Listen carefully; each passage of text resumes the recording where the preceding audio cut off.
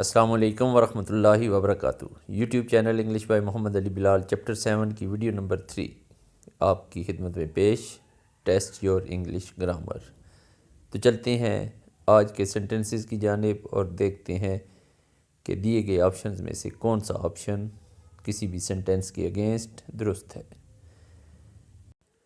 तो आज का पहला sentence, the leg of John was broken. Given options are John's legs was broken, the John's leg was broken, leg of John was broken, और option D, John's leg was broken. Dear students, याद रखें जानदार चीज़ों की position ज़ाहिर करने के लिए अपॉस्ट्रोफी एस का इस्तेमाल किया जाता है। इस तरह यहाँ पर दुरुस्त जुमला ऑप्शन डी बनता है, John's leg was broken। अब हम देखते हैं कि रिमेनिंग 3 सेंटेंसेस किन वजूहात पर गलत करार पा रहे हैं।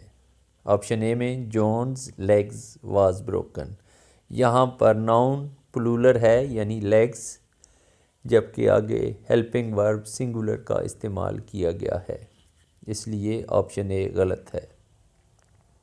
Option B, the John's leg was broken। Dear students, याद रखें किसी के नेम से पहले डेफिनेट आर्टिकल दी का इस्तेमाल इंग्लिश ग्रामर में गलत तस्वर किया जाता है, इसलिए ऑप्शन बी गलत है। जबकि ऑप्शन नंबर सी में leg of John was broken, ये एक्सप्रेशन किसी नॉन लिविंग थिंग की पोजीशन या चीज़ को ज़ाहिर करने के लिए इस्तेमाल किया जाता है, इसलिए ऑप्शन सी भी गलत है। तो sentence the leg of John was broken, उसका correct option D, John's leg was broken. Sentence number 2, all the girls are doing her work. यहाँ पर देखें आपका subject the girls, all the girls plural है, जबकि एंड में her work singular subject की नुमाइंदगी करता है। तो इसके लिए करेक्ट ऑप्शन बनेगा all the girls are doing their work, option C.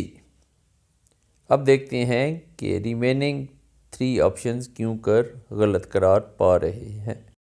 Option A, जैसा कि अभी डिस्कस किया गया, ऑल के बाद प्लूरल सब्जेक्ट आना चाहिए, जबकि यहाँ पर all the girl singular use हुआ है, जबकि आगे आर प्लूरल सब्जेक्ट को ज़ाहिर करता है, प्लूरल नाउन को ज़ाहिर करता है। तो ये सेंटेंस एक से ज़्यादा वजूहात पर गलत होता है। ऑप्शन बी के अंदर all the girls subject plural, जबकि आगे हेल्पिंग वर्ब इज़ सिंगुलर के लिए यूज़ होता है, जो यहाँ प्लूरल के साथ आ रहा है। इस तरह ऑप्शन बी भी गलत। ऑप्शन डी के अंदर all girls are doing their, THERE, जबकि ये पोजीशन ज़ाहिर नहीं करता बल्कि किसी जगह या मकाम को ज़ाहिर करने के लिए इस्तेमाल होता है। तो इस तरह इस सेंटेंस का ऑप्शन सी दुरुस्त, जबकि ऑप्शन ए, बी और डी तीनों गलत हैं। Sentence number 3, there is a few milk in the jug. There is a few milk in the jug. Given options are there are a little milk in the jug, there is a little milk in the jug, there is little milk in the jug, and option D, there is few milk in the jug. Dear students, याद रखें liquids के लिए हम few का adjective इस्तेमाल नहीं करते, जो कि काउंटेबल नाउन के लिए इस्तेमाल होता है। लिक्विड्स के लिए जैसा कि मिल्क, ऑयल, वाटर एट्सेट्रा हम लिटिल का एडजेक्टिव इस्तेमाल करते हैं। तो यहाँ पर करेक्ट ऑप्शन बन रहा है, तो इस जुमले का करेक्ट ऑप्शन बन रहा है option B, there is a little milk in the jug. A little से मुराद थोड़ा सा। देखते हैं कि ऑप्शन ए, सी और डी किस बुनियाद पर गलत हैं। Option A, there are a little milk in the jug. याद रखें लिक्विड्स के लिए आप सिंगुलर का सीगा इस्तेमाल करते हैं, देयर इज़ आना चाहिए था, यहाँ पर देयर आर का इस्तेमाल होने पर ऑप्शन ए गलत हो रहा है। Option C, there is little milk in the jug. तो जब कभी फ्यू और लिटिल का इस्तेमाल विदाउट इंडेफिनेट आर्टिकल ए आए तो इसका मतलब ज़ीरो हो जाता है। There is little milk in the jug, इससे मुराद ये है कि जग में कोई दूध नहीं है, जबकि हमने थोड़ा सा दूध ज़ाहिर करना है, इसलिए ऑप्शन सी भी गलत है। ऑप्शन डी भी इस बुनियाद पे गलत है कि मिल्क के साथ एडजेक्टिव फ्यू का इस्तेमाल किया गया है। इस तरह इस जुमले का सही ऑप्शन है option B, there is a little milk in the jug. Next sentence number 4. Do not speak the lie. Given options are do not tell the lie, B. Do not speak the lie, C. Do not tell a lie, D.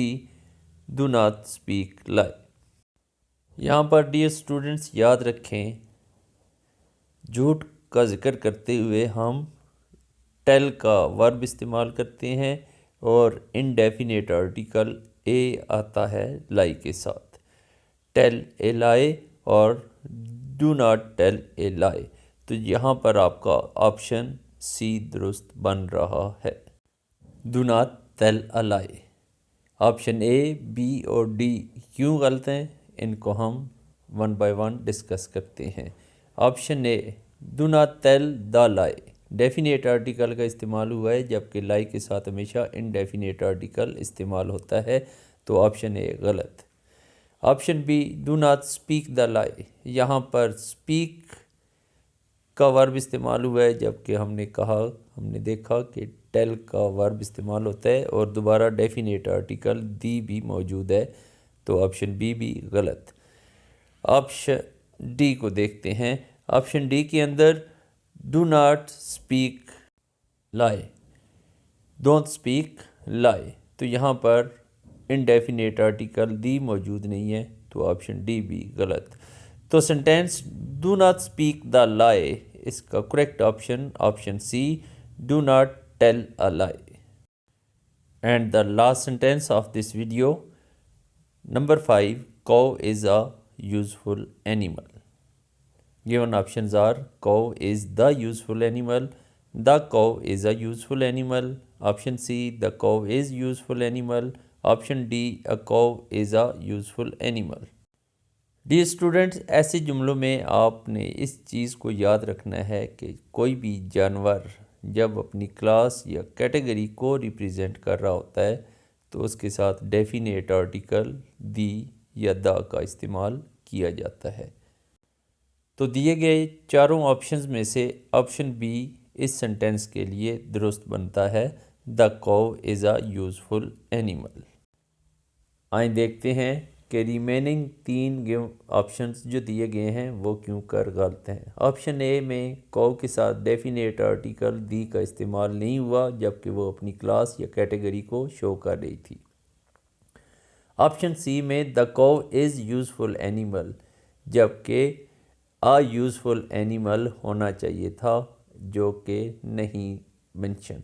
Option D के अंदर अ कॉव is a useful animal, यहाँ पे indefinite article a इस्तेमाल हुआ है, जबकि definite article दी का इस्तेमाल किया जाता है। एक दिलचस्प बात आपको यहाँ बताना ज़रूरी है और आपको वो भी ज़रूर याद रखनी चाहिए, ये रूल के जब कोई जानवर अपनी कैटेगरी या क्लास या ब्रीड को ज़ाहिर करे तो उसके साथ डेफिनेट आर्टिकल इस्तेमाल किया जाता है। इसके अगेंस्ट जब कभी मैन और विमेन का इस्तेमाल किया जाता है, यानी इंसान जब अपनी कैटेगरी या क्लास या ब्रीड को रिप्रेजेंट करता है तो उसके साथ डेफिनेट आर्टिकल दी का इस्तेमाल नहीं किया जाता। ये एक्सेप्शंस होती हैं जो इंग्लिश ग्रामर में बहुत ज़्यादा देखने को मिलती हैं। एक स्टूडेंट को चाहिए कि वो इन चीज़ों को हमेशा ध्यान में रखे। इसके साथ ही इस वीडियो का इख्तिताम हुआ चाहता है। आपका बहुत शुक्रिया कि आपने इस वीडियो को मुकम्मल देखा। इस चैनल को लाइक सब्सक्राइब करें, बेल आइकन ज़रूर प्रेस करें और अपने दोस्तों और क्लास फेलोज़ में अपने सोशल मीडिया पर इस चैनल को ज़रूर प्रोमोट करें। अपना और अपने इर्द गिर्द मौजूद लोगों का ख्याल रखें। Stay blessed. अल्लाह हाफिज़।